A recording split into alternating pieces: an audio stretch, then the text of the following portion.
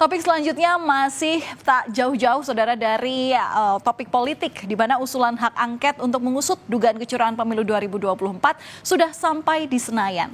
Interupsi fraksi pun bergema, rapat paripurna DPR RI pada tanggal 5 Maret lalu. Apakah usulan hak angket akan berlanjut atau justru layu sebelum berkembang?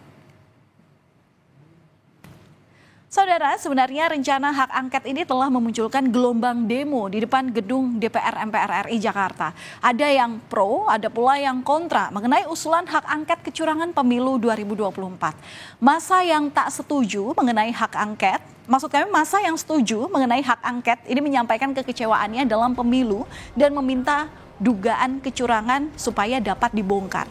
Sementara masa yang menolak hak angket ini menilai bahwa perdamaian pasca pemilu menjadi hal utama yang patut untuk dijaga.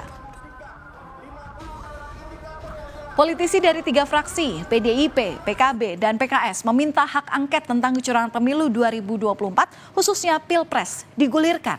Usulan hak angket akhirnya disuarakan dalam rapat paripurna DPR RI pada 5 Maret 2024 oleh fraksi PDIP, PKS, dan PKB. Tapi di tengah desakan kepada PDI Perjuangan memimpin pengguliran hak angket di Senayan, justru pimpinannya di DPR yakni Puan Maharani tak hadir. Begitu juga dengan Wakil Ketua DPR Muhaimin Iskandar. Kami berharap pimpinan menyikapi dalam hal ini.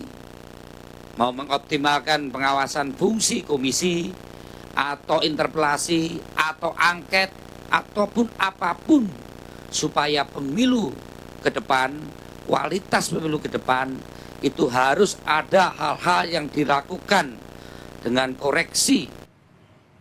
Semenjak 99, saya belum pernah melihat ada sebuah proses pemilu yang sebrutal dan semenyakitkan ini.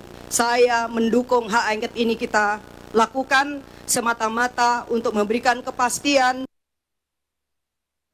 Saudara, di saat satu persatu anggota Dewan menyuarakan usulan hak angket, fraksi Gerindra terang-terangan menolak.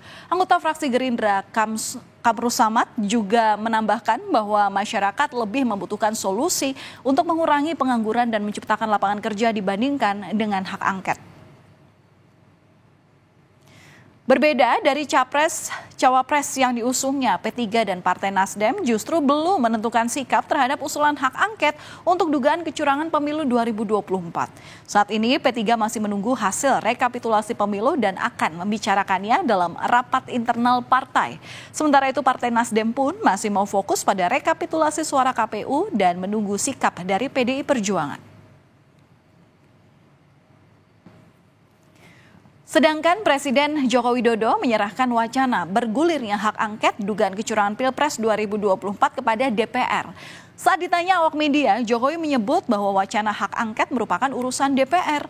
Sebelumnya, Saudara, Jokowi ini pernah menyebut bahwa hak angket adalah demokrasi saat merespon wacana hak angket soal dugaan kecurangan pemilu 2024. Dan